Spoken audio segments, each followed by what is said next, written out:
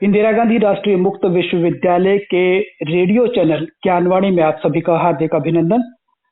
कार्यक्रम इनसे मिलिए में आज हमारे साथ हैं सुप्रसिद्ध पत्रकार, लेखिका और जेल सुधारों में बहुत बड़ा योगदान देने वाली डॉक्टर वर्तिका नंदा।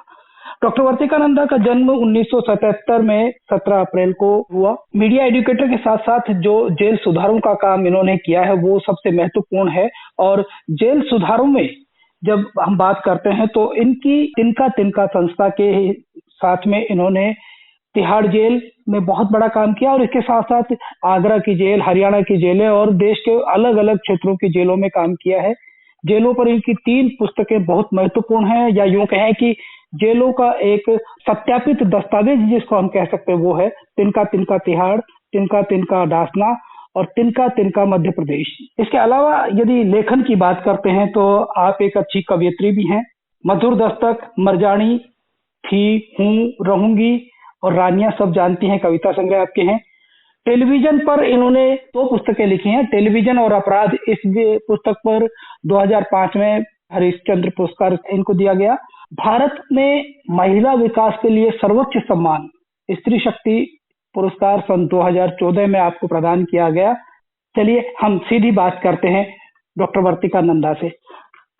वर्तिका जी, आपका हार्दिक अभिनंदन इस कार्यक्रम में। धन्यवाद, बहुत बहुत धन्यवाद। आपने जेल सुधार के लिए बहुत बड़ा काम किया है। एक मीडिया एजुकेटर होने के साथ साथ आपने एशिया की सबसे छोटी उम्र की आप एंकर रही हैं, जब क्राइम रिपोर्टर और एंकर रही हैं। एक स्त्री होने के बावजूद आपका क्राइम के लिए रिपोर्टर बनना किस तरह का कदम था? उसमें मुझे क्राइम बीट की हेड के तौर पर चुना गया और फिर मैं वो खौफ की दुनिया देखती रही कि अपराध का होना और अपराधी का जेल तक पहुंचना। टेलीविजन की स्टोरीज आमतौर पे वहीं खत्म हो जाती थी और मैं उसके आगे जाना चाहती थी। मैं देखना चाहती थी कि अपराध होने के बाद क्या होता है और मैं उसे स्पिरिचुअली देखना चाहती थी। मैं उसे संवेदना के साथ देखना चाहती थी कि अपराध करने के बाद पहुंचा हुआ व्यक्ति या किसी परिस्थिति में पहुंचा हुआ व्यक्ति जेल में आने के बाद उसके जीवन में क्या बदलाव आते हैं। लेकिन मैं ये भी बताऊं कि शुरू के कई सालों तक इसका जिक्र कहीं नहीं हुआ और मैंने भी नहीं किया। आज भी मैं जेलों पर जो काम करती हूँ, लोगों को बहुत दिनों बाद किसी चीज के बारे में पता लगता है कि कोई काम हो रहा है और मैं ये मानती हूँ कि ऐसे काम चुप्पी के साथ होने वाले काम हैं।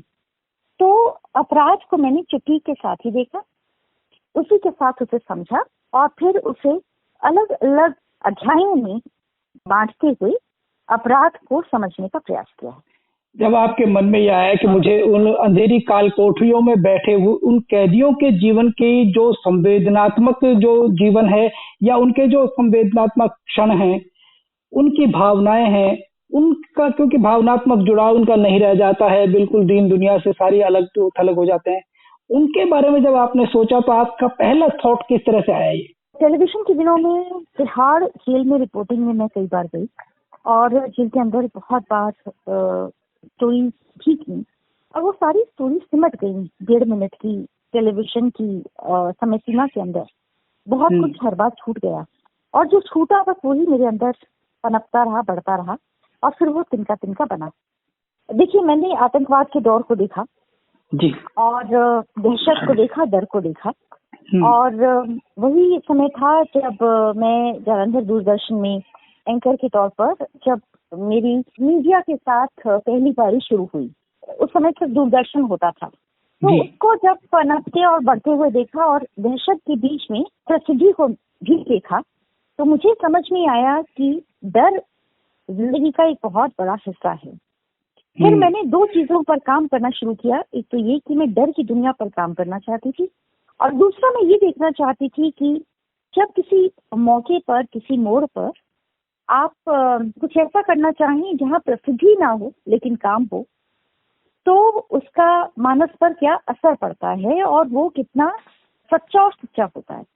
इसका मतलब ये था कि मैंने जो तिनका तिनका सा मेरा जो जन्म हुआ वो स्क्रैच से जन्म हुआ।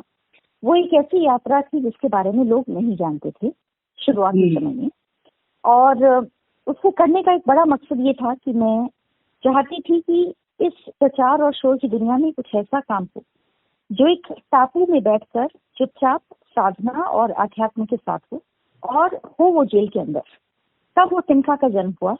क्राइम रिपोर्टिंग तब आई जब मैं एक प्राइवेट टेलीविजन चैनल के साथ, जो भारत का सबसे प्रतिष्ठित चैनल उस समय था, और मैंने उसे कई अलग अलग परतों में बांटने का प्रयास किया। तिनका मॉडल ऑफ प्रिजन रिफॉर्म की स्थापना हुई। जब तिनका फाउंडेशन बना तो हमने सोचा कि एक मॉडल पर काम होगा, और वो मॉडल अलग अलग स्तरों पर काम करता गया। एक तो साहित्य का हिस्सा है, जिसके बारे में कुछ लोग जानते हैं। तिनका तिहाड़ काफी हद तक साहित्यिक प्रयास था, जो जेल नंबर 6 की जो महिला जेल है उसके साथ एक प्रयोग हुआ। दूसरा प्रयोग था दीवारों के साथ, रंगों के साथ। और फिर तिनका दासना भी अलग अलग श्रेणियों में उस पर काम हुआ, और उन्हीं में एक किताब थी तिनका मध्य प्रदेश। उसमें 19 लोग थे, और जिनमें की 4 ऐसे बच्चे थे जो जेल के अंदर रह रहे थे। इनमें 3 बच्चों का जन्म जेल में हुआ था। तो अलग अलग स्तरों पर ये काम हुआ। लेकिन मुझे ये देखकर बड़ी हैरानी हुई। मैंने जितना करीब से जेल के अंदर की दुनिया को देखा, मैंने जेल की बाहर की दुनिया को भी बहुत ध्यान से देखा इस काम को करते हुए। जैसे मैंने देखा, और आज भी तकरीबन हर रोज कई लोग मुझे फोन करते हैं, जेल के लिए कुछ करना चाहते हैं। और मैं भी जानती हूँ कि ज्यादातर लोग ऐसे में झूठ बोलते हैं। वो सिर्फ कहने के लिए कहते हैं कि अच्छा शायद वो जेल के लिए कुछ करना चाहेंगे, लेकिन जेल के लोग नहीं आमतौर पर निकालना चाहते। जेल पर लोग पढ़ना नहीं चाहते। और ये तीनों किताबें जेल की एकदम वास्तविकता पर आधारित किताबें हैं। मध्य प्रदेश की किताब मेरे ख्याल दुनिया की पहली ऐसी किताब है जो पूरी तरह से मिनी कॉफी टेबल बुक है, रंगों से भरी हुई किताब है। इसमें जेल के उन बच्चों ने भी हिस्सेदारी की है जिनकी उम्र 6 साल से कम है। और इसके लिए कई यात्राएं मैं मध्य प्रदेश की जेलों में करती रही, तब जाके ये किताब हुई। वर्तिका जी, एक बहुत अहम सवाल उभर के आता है कि आपने महिला कैदियों के बारे में बहुत काम किया है, शोध किया है। एक महिला को जब कोई सजा होती है और यदि उसके साथ छोटा बच्चा है, माइनर है, या वो प्रेग्नेंट है और वहां उसकी डिलीवरी होती है, तो उस बच्चे को भी साथ साथ बिना वजह, बिना क्राइम के उसको जेल भुगतनी पड़ रही है। देखिए, वो सरकार मजबूर नहीं करती, लेकिन अगर माँ चाहती है तो वो बच्चा माँ के साथ रह सकता है 6 साल की उम्र तक। और इन बच्चों को अपराधी ना माना जाए, ये सरकार कहती है। लेकिन वो क्योंकि आपराधिक माहौल में रहता है, तो वो स्वाभाविक तौर पर उसका उस पर असर पड़ता है। जैसे मैं आपको ये बताऊं कि पिछले 3 साल से एक गहन काम हो रहा था। जब वो पूरा हुआ, उसे सबमिट हुए, इकट्ठा हुआ ICSSR से, मैं एक रिसर्च कर रही थी जेल में रहने वाली महिलाएं और उनके बच्चे, और उनकी समाज से जरूर थी। और मुझे बताते हुए बहुत खुशी हो रही है कि ICSSR ने इस रिपोर्ट को उत्कृष्ट माना। हमने महिलाओं और बच्चों को ही देखा खास तौर पर कि इनकी क्या जरूरतें हैं। असल में होता क्या है, जेल के बारे में हमारी कुछ बड़ी फिक्स्ड धारणाएं हैं, और वो धारणाएं हमारी फिल्म से बनी है जो कि कमर्शियल है, कुछ हमारी अखबारी कतरनों से बनी है जो कई बार संवेदना से दूर होती हैं, वो कई बार किसी खबर को सनसनीखेज बनाने के लिए भी होती हैं। जेल वो नहीं है जिसकी खबर हमें कई बार मीडिया में दिखाई देती है। और असल में जेल के बारे में जो खबर आती भी है वो अक्सर तब आती है जब कुछ बुरा जेल के अंदर होता है, या फिर हम सिर्फ संवेदना की बात कहकर अपने आप को संवेदना से परिपूर्ण दिखाना चाहते हैं। जेल उससे बहुत आगे की दुनिया है। जेल एक अलग समाज है। जैसे बाहर का समाज है, वैसे जेल का समाज है। और मैं जितनी जेलों में जाती रही हूँ, भारत भर की बहुत सी जेलें मैंने देखी, और मैं हैरान होती हूँ देखकर कि जितनी जेलों में मैं जाती हूँ, हर बार पिछली जेल से कुछ नया और सीख कर आती हूँ, समझ कर आती हूँ। और इसलिए मैं जेलों को कहती हूँ ये तिनका की जेल की पाठशालाएं हैं। अभी जेल में जब हमने एक लाइब्रेरी शुरू की, निरक्षर बंदी भी उसके साथ जुड़ रही हैं, और बच्चे उन किताबों को देखना चाहते हैं। तो वो एक दूसरी दुनिया है जो कि बाहर की दुनिया में आना चाहती है, खुलना मिलना चाहती, और वो चाहती वो समाज उसे स्वीकार करने के लिए तैयार है। लेकिन समस्या ये है कि हम जेल में सुधार की बात करते हैं, जेल के बाहर के लोगों में सुधार, उसकी बात में हम चुप्पी ठान लेते हैं। हमें लगता है कि जेल के बाहर है वो अपराधी नहीं है। ये बिल्कुल वैसा ही बड़ा झूठ है जैसा बड़ा झूठ ये है कि जेल के अंदर रहने वाले सभी अपराधी। बिल्कुल बिल्कुल नहीं है। बहुत से अपराधी जेल के बाहर है, उनका समय नहीं आया, और बहुत से ऐसे लोग जेल के अंदर हैं जिनका कुछ समय आ गया था। और तिनका यही कोशिश कर रहा है कि चाहे वो जेल का रेडियो हो, किताब हो, कलम हो, रंग हो, उनके जरिए हम जिंदगियों में बदलाव लाएं। चलिए, आपने जिक्र कर दिया रेडियो का, क्योंकि इस टॉपिक पे मैं आ ही रहा था। आपने तिनका तिनका रेडियो के हिसाब से भी, क्योंकि पहला जो आपने जो एक्सपेरिमेंट किया था वो आगरा में किया 2019 में। बिल्कुल। आगरा में जब आपने रेडियो का एक्सपेरिमेंट किया कि वहां अंदर कैदियों को किस तरह से आपने ट्रेंड किया, उनको पहले प्रोत्साहित किया, ये एक कॉन्सेप्ट आप लेके आए, तो ये इसके लिए काफी कुछ आपको प्रयास करने पड़े होंगे। बिल्कुल, देखिए भारत की जेलों में करीब 25% लोग इलिटरेट हैं, एकदम अनपढ़ हैं। और जब ये हम इस पर काम कर रहे थे आगरा में, ये जो जिला जेल आगरा है, ये देश की सबसे पुरानी जेल इमारत में बनी हुई जेल है। और जब हमने अनाउंस किया कि यहाँ पर हम रेडियो लाना चाहते हैं, तो 2 लोग सामने आए, खास तौर पे 2 लोग, एक पुरुष और एक महिला। जो महिला थी उसने IIM बेंगलोर से पढ़ाई की थी, और जो पुरुष था वो MA सोशियोलॉजी करने जा रहा था। और वो दोनों हमारे साथ जुड़े, और कुछ और ऐसे लोग जुड़े जिनमें से एक ने कुछ दिन पहले ही सुसाइड करने का प्रयास किया था। तो मेंटल इलनेस वाले लोग, डिप्रेशन वाले, परेशानी वाले। और यही वो समय था जब हमने शुरू किया, और उसमें हमने बच्चों को भी जोड़ा। और मैं सोचती हूँ कि जो तिनका मॉडल ऑफ प्रिजन रिफॉर्म्स ने जिस जेल रेडियो की शुरुआत की, वो असल में एक बहुत सिस्टमेटिक रेडियो है। अभी मैं जब नॉर्वे गई और मुझे भारत का प्रतिनिधित्व करने का मौका मिला इंटरनेशनल प्रिजन रेडियो कॉन्फ्रेंस में, तो मुझे ये कॉन्फिडेंस में मिला कि वाकई हमने जो मॉडल बनाया, बंदियों के साथ मिलकर, जेल स्टाफ को के साथ मिलकर वो अनूठा है, वो इम्प्लीमेंट किया जा सकता है पूरे भारत में, आगरा में भी। लेकिन देखिए, हर चीज की शुरुआत में समस्याएं आती और बाद में भी आती, क्योंकि जेल को लेकर एक तो बाहर की दुनिया वेलकमिंग नहीं होती। और इसलिए मैं मानती हूँ कि बाहर की दुनिया से बहुत साझा करने की भी जरूरत नहीं होती, क्योंकि हमारा पर्पस बंदियों को मदद करना है। हमें उन्हें तैयार करना है कि वो जब समाज में लौटें तो वो बेहतर इंसान के तौर पर लौटें। तो आगरा में एक्सपीरियंस में सबसे बड़ी बात ये हुई कि 2020 में जब कोविड-19 आया, तो ये जेल का रेडियो उनके लिए बहुत बड़ा वरदान साबित हुआ। जेलों में मुलाकातें बंद हो गई थी, वो फोन पर निर्भर हो रहे थे, परिवार के लोग आ नहीं पा रहे थे, डिप्रेशन बढ़ रहा था, सुसाइडल टेंडेंसीज बढ़ रही थी। तब जेल के रेडियो ने उनकी जिंदगी में जो खुशबू और खुशियां भरी, वो कमाल की थी। लेकिन ये भी बहुत दुख की बात है कि बाहर की दुनिया ने उसकी बहुत कदर नहीं की। बाद के दिनों में जब हरियाणा में हमने जेल रेडियो की शुरुआत की, आज वहाँ 20 जेलें हैं, 20 में से 9 में सक्सेसफुली वो चलने लगा है। पहला हरियाणा में आपने पानीपत में शुरू किया? जी, पानीपत में किया, और हर जेल रेडियो का मॉडल एकदम अलग है। अच्छा। कोई जेल का जो कमरा है वो कहीं से जेल का कमरा लगता ही नहीं है, वो लगता है जैसे खुशियों का कमरा। और सबसे बड़ी बात जो मैं बताना चाहती हूँ, दुनिया सोचती है कि चीजें कमर्शियल होती हैं तो सुंदर होती हैं, और मैं मानती हूँ सबसे सुंदर चीज वो होती है जिसकी की जो कमर्शियल नहीं होती, जो सच्चे मन से की जाती है, बिना किसी रेम्यूनरेशन की चाहत के बिना की जाती है, और जो लोगों की मदद के लिए की जाती है। तो ये पब्लिक सर्विस ब्रॉडकास्टिंग का एक ऐसा मॉडल बना है जो मैं समझती हूँ कि आने वाले कुछ सालों में दुनिया भर की जेलों के लिए एक बड़े मॉडल के तौर पर देखा जा सकता है। एक बहुत बड़ा नेटवर्क इसका खड़ा किया जाना चाहिए जेलों के लिए। और एक बहुत अच्छी बात है कि उनकी जो मानसिक स्थिति होती है, मनोवैज्ञानिक पक्ष उनका समझने के लिए बहुत जरूरी है कि वो उनको थोड़ा सा इस तरह से आपने एनकरेज किया है। जब आपने पाठशाला की बात की है और आपने कहा है कि आगरा जेल में एक MA सोशियोलॉजी कर रहे थे, एक IIM से वहाँ किए हुए थे, इन लोगों को लेकर आपने किया। एजुकेशन की बात करते हैं तो एजुकेशन में वहां पर इन लोगों, क्योंकि जब तक शिक्षा का प्रसार नहीं होगा वो अपने अधिकारों के लिए नहीं जानेंगे, उनको बहुत सारी चीजें वो अनजाने रह जाती हैं। तो उसके लिए आपने क्या महसूस किया कि वहाँ किस तरह की सुविधाएं हैं?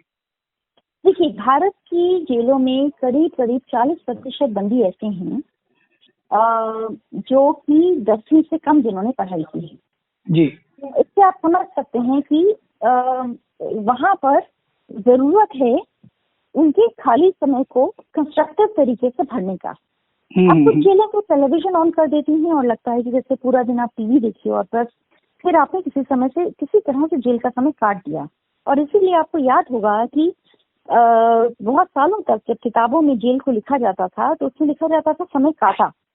हम चाहते हैं वो समय को काटे ना, वो समय को जिए, महसूस करें और नया गढ़कर बाहर निकलें। और ऐसा हुआ। जैसे कि अगर आप तिनका तिनका के जेल रेडियो पॉडकास्ट को देखेंगे, जो भारत के इकलौते पॉडकास्ट हैं जो जेल की ओरिजिनल आवाजों को समर्पित हैं, उनमें एक आपको मिलेगा शेरू का गाना। शेरू बाला की जेल में बंद था, अभी भी है, और वो निरक्षर था। शेरू को मैंने एक दिन कहा था कि भाई आप कुछ लिखो कोविड-19 को लेके। बड़ा सुंदर शेरू ने लिखा, और जब उसने उसका गाना हमने यूट्यूब पर रिलीज किया तो आप देखिए कि वो किसी के जरिए भारत के स्वास्थ्य मंत्री तक पहुंचा, उन्होंने उसे रीट्वीट किया। शेरू की गांव के बंदियों को इतनी खुशी उसकी आवाज को सुन के। अब आप देखिए, ये एक नॉन कमर्शियल छोटे से प्लेटफॉर्म में ये एक हमने बड़ी कोशिश करने का प्रयास किया। कोविड-19 के समय कई और बंदियों की ऐसी कोशिशों को हम सामने ला पाए। शेरू निरक्षर था, आज वो पढ़ रहा है, कोशिश कर रहा है कि वो पढ़ना सीखे। एक और जेल का एग्जाम्पल दूंगी। 5 सितंबर की बात है, उस दिन हमने एक और पॉडकास्ट रिलीज किया, एक स्टोरी रिलीज की। एक ऐसे बंदी की बात थी जो कि जेल में आने से पहले स्कूल में टीचर थे, और अब वो जेल के अंदर पढ़ाते हैं, और वो इग्नू की क्लासेस भी लेते हैं, बंदियों को एनकरेज करते हैं कि आप आगे पढ़ो, पीजी करो, आप अपने आप को लिटरेचर से, साहित्य से, समाज से जोड़े रखने के लिए पढ़ाई लिखाई को आप महत्व दीजिए। ऐसा कई जेलों में हुआ है। कई जेलों के लाइब्रेरियंस अच्छा काम कर रहे हैं, जैसे कि तिनका ने पानीपत की जेल में अपना जब जेल रेडियो स्थापित किया, मैं ये बड़े दावे के साथ कह सकती हूँ भारत की किसी भी जेल में शायद इतनी सुंदर लाइब्रेरी नहीं होगी। ये लाइब्रेरी जेल रेडियो के 7वें कमरे में है। इसमें 2 लोग चलाते हैं, एक कॉन्विक्ट है उसमें, और उसके सामने लंबी सजा है। बंदी उन किताबों को इश्यू कराने आते हैं, एक रजिस्टर मेंटेन किया है, एक समय में 2 किताबें ले जा सकते हैं, और कई बंदी सामुदायिक वाचन करते हैं। आप सोचिए कि बाहर की दुनिया जो कि व्हाट्सएप से निकल नहीं पा रही, टेलीविजन और बहुत सारे और माध्यमों से नहीं निकल पा रही, जेल में वो लोग हैं जिनके पास ना मोबाइल है ना इंटरनेट है, उनके हाथ में अब है किताब और उनके हाथ में है माइक। हम सबको कह रहे हैं आप माइक को थाम लो, जो चाहे वो किताबों को थाम ले, पढ़ो। किताबों को हम जेल के रेडियो के जरिए भी प्रमोट कर रहे हैं। तो बंदी किसी किताब को रिव्यू करना चाहते हैं वो करते हैं।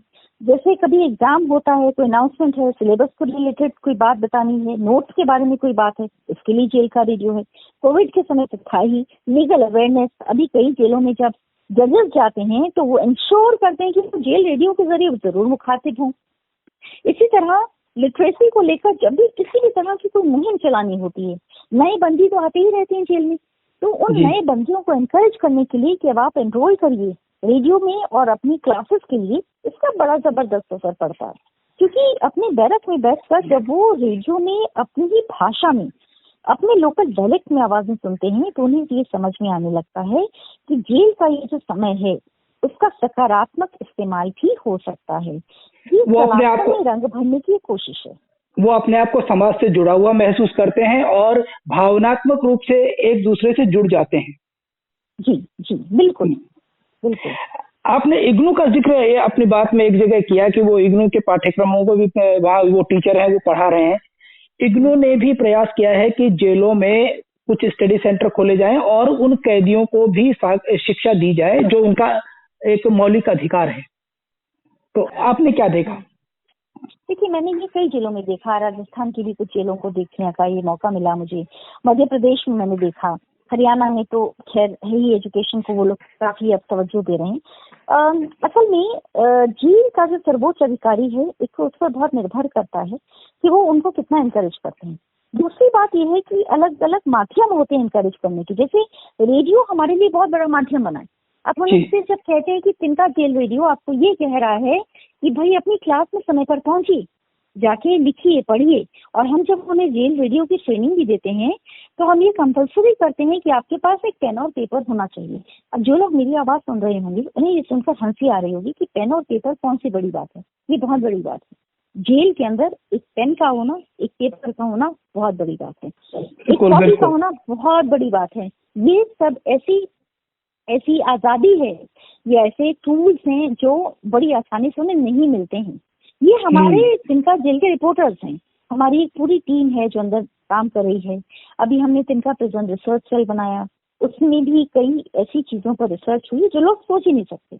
और मैं इसलिए आपसे कह रही हूँ कि अब जैसे एक और जेल का मैं आपको उदाहरण दूंगी जहाँ पर एक बंदी जो है वो विजुअली इम्पेयर्ड है, लेकिन उन्होंने जो गाया वो ऐसा गाया कि उन्होंने उनके पीछे पूरी एक बंदियों की टीम लग गई है। उन्हें वो सिखाते हैं, उनकी आवाज को जेल का हर बंदी जानता है और सुनता है।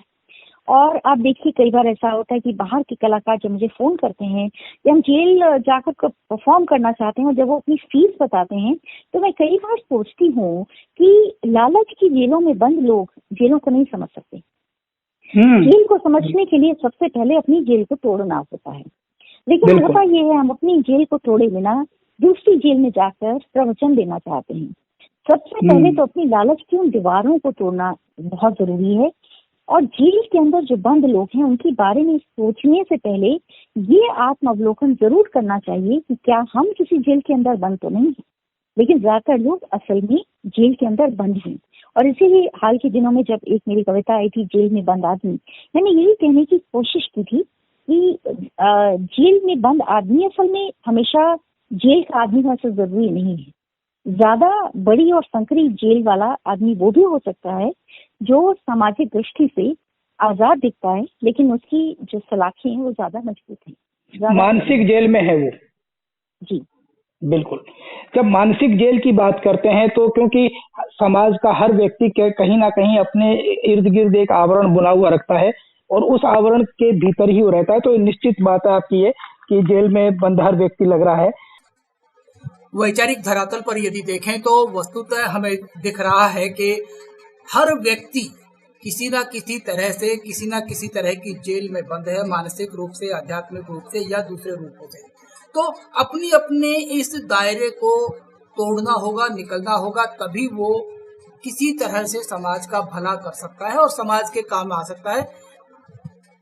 आज के इस अंक में हमने बातचीत की जेल सुधारक डॉक्टर वर्तिका नंदा से, जिन्होंने अपने सद प्रयासों से जेलों के विकास के लिए और कैदियों की मूलभूत आवश्यकताओं सहित उनके मौलिक अधिकारों और उनके सर्वांगीण विकास के लिए उन्होंने कार्य किया है। तो ये बातचीत हमारी आगे भी जारी रहेगी। पार्ट 2 में हम इनसे फिर आगे और बातचीत करेंगे, क्योंकि आज का कार्यक्रम यही संपन्न हो रहा है।